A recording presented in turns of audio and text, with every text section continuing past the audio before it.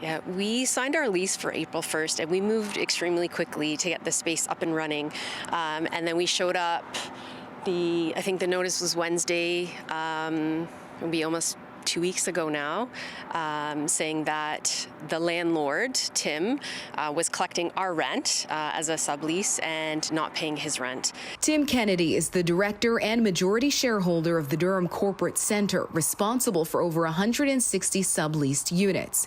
In a statement to City News, Kennedy's lawyer, Bruce Robertson, says in part, Sterling Caramar Property Management and the DCC were in the process of negotiating a resolution after Kennedy was accused of not paying 4 months of rent, even though Kennedy claims that the DCC paid about 14 years worth of utilities that the property owner should have been paying all along.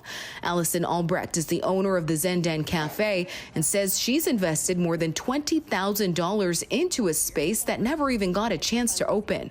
I feel like the landlord knew this was going to happen and why he allowed my family to invest the resources that we did into this space and taking it all away from us. Like, I just don't understand. According to Robertson, after many months of threatening to terminate the DCC's lease, the owner did so at 5 a.m. on February 20th. Albrecht says she found out about the eviction on May 21st. She last heard from Kennedy through email. In the apology letter, Kennedy calls the landlord greedy, claiming that they want the centre with no concern for small business in Durham, saying he's been left angry and penniless.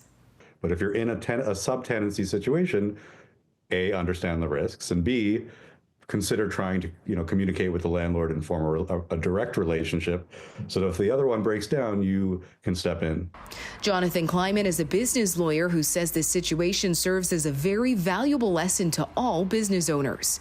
And consider getting legal advice, or at least make sure that you fully understand. And in this case, it's not even just what are the promises, it's who's making them, right? And who can you go after if things go wrong. And while the town of Whitby can't legally get involved, the mayor says they're doing everything they can to support. So we're opening up our space to help them that way, and then just continuing to look where there's a potential for relocation for the businesses. Sterling Caramar Property Management did not get back to City News in time for broadcast. The mayor's office is asking anyone with available office space to contact them. In Whitby, Rhianne Campbell, City News.